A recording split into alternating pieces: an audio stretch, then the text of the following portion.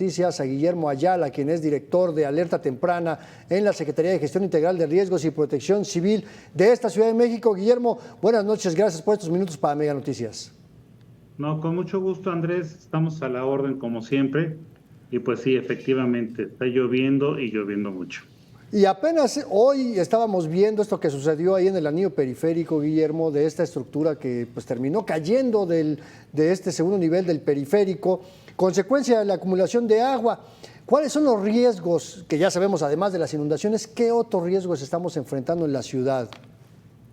Pues principalmente es eso, inundaciones, encharcamientos mayores. Tenemos que tener mucho cuidado en los bajopuentes porque la basura se arrastra, se tapan las coladeras, deja de haber flujo y tenemos ahí complicaciones y atascamiento de vehículos. Hay que tener también mucho cuidado al atravesar las vialidades caminando porque al llegar el agua a velocidad nos puede tirar y nos podemos ir con toda la corriente de agua. Así también tenemos tormentas eléctricas. Entonces hay que tener muchísimo cuidado cuando estamos caminando, cuando salimos a la intemperie y sobre todo si tenemos algún teléfono celular a la mano, hay que procurar ponerlo en modo avión si es que nos encontramos a la intemperie. ¿Por qué? Porque esto se convierte en un receptor y definitivamente va a ser un pararrayos y ahí es donde vamos a tener un conflicto de salud o puede ser incluso un tema letal.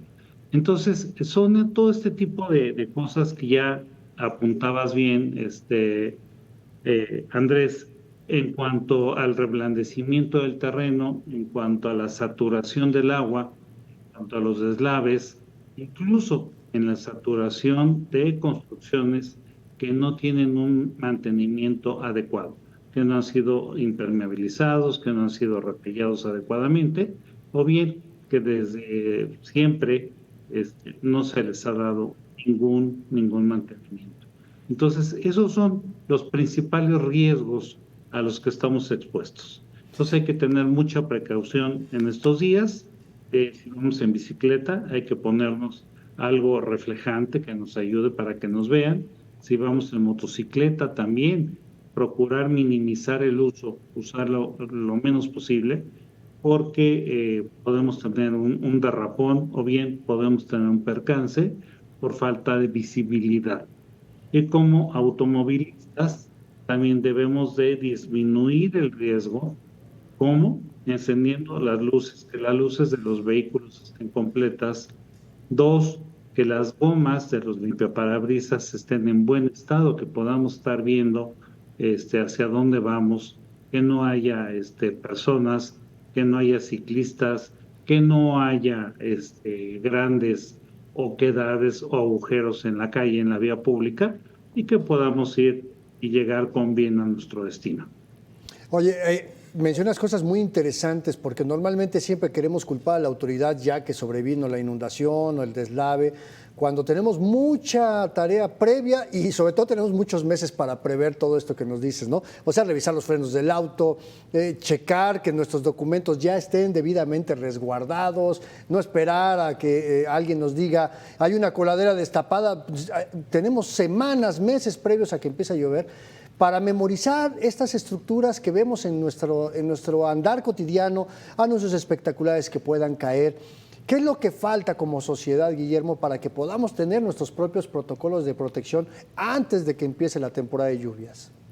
Tener un esquema de autoprotección, Andrés. Es muy importante que nosotros mismos tengamos un esquema de autocuidado. ¿Qué hacer en la oficina? ¿Qué hacer en el traslado? ¿Y qué estar haciendo en casa?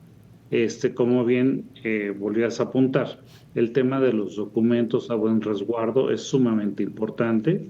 Hay que procurar en esta temporada no salir con más documentos de identificación más que los necesarios, porque en una mojada se nos pueden echar a perder, ¿no? Se nos pueden eh, maltratar. Entonces, esa cultura de autoprotección Carlos López de incluye Matei. qué ropa llevamos, qué es lo que nos está tapando.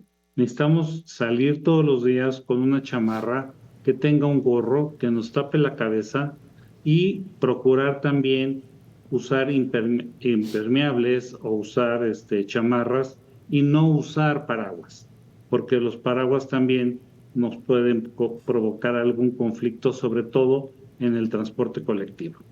Entonces, toda esa parte del autocuidado la debemos de hacer nosotros solos. Debemos de empezar a hacerla desde casa, como lo comentaba. Estar revisando nuestras coladeras, que no estén taponadas, que no tengan hojas, mucho menos basura, y no solamente las coladeras de la azotea, sino también las coladeras de nuestros patios. Estar verificando que nuestros sanitarios desfoguen perfectamente bien y que nuestras salidas de los tubos hacia la calle estén en buenas condiciones y si no, hace el reporte correspondiente al 911, que es donde se concentran los, los reportes y de ahí se distribuyen a las áreas que sí le corresponden, tanto a las alcaldías como al gobierno central. Pero claro, de cualquier manera, de verdad no nos quita nada ver si la coladera de la calle donde vivo o está taponeada o no. O sea, de verdad creo que es un tema de ciudadanía. Ahorita acaba de empezar a llover aquí con cierta intensidad al sur de la Ciudad de México, Guillermo. Y déjame preguntarte, yo sé que ustedes tienen identificadas las zonas de mayor riesgo ante deslaves, ante inundaciones, ante caída de árboles, de espectaculares. Pero hay un tema pendiente, o sea, el Atlas de Riesgo de la Ciudad de México creo que es uno de los más completos del país, pero de las 16 alcaldías, si mal no recuerdo, tú me podrás corregir, solo 3 tienen Atlas de Riesgo cuando deberían de tenerlas todas. Entonces, ¿cuáles son esas zonas de alto riesgo y cuál es el impacto que tiene que una alcaldía no cuente con un Atlas de Riesgo? Andrés, es un punto complicado esto que comentas, pero hay que ver la otra parte. Sí sabemos que las alcaldías de repente tienen rezago en tener sus atlas de riesgo completos, pero la dirección de alertas tempranas y la coordinación de atlas de riesgos, sí tenemos un atlas que tiene 5,300 capas de atlas de riesgo y que están abiertas al público. Bueno, al público están abiertas más o menos 5,050 y ahí abarcamos todas las alcaldías de la Ciudad de México y ahí están determinados los riesgos. Entonces, si se requiere hacer alguna consulta, desde la página de la Secretaría de Gestión Integral de Riesgos y Protección Civil se puede llevar a cabo, se puede revisar. Ok, muy bien, pues eso es importante, ¿no? Porque la ciudadanía sepa, porque de repente solamente nos quedamos esperando alguna información a través de las redes sociodigitales, que nunca sobra, pero creo que sí es importante empezar a educarnos en esta consulta directa. ¿Cómo está el tema de las escuelas? Porque hace unos días, con el paso de Alberto en el norte, el gobierno de Nuevo León determinó suspender actividades en las escuelas, pero también actividades productivas no esenciales. ¿Hay alguna estrategia similar en caso de que se eleve la emergencia aquí en Ciudad de México? Sí, definitivamente, y la hemos operado en algunos otros años. Hace 3 años llegamos a tener alguna operación de esa magnitud. Se logró un acuerdo con la Secretaría de Educación en la Ciudad de México y se cerraron las escuelas un par de días. ¿Por qué digo hace 3 años? Porque hace dos, el año pasado y el antepasado, tuvimos las sequías extremas. Entonces no había forma, desafortunadamente, de poder tomar una decisión así por falta del vital líquido, ¿no?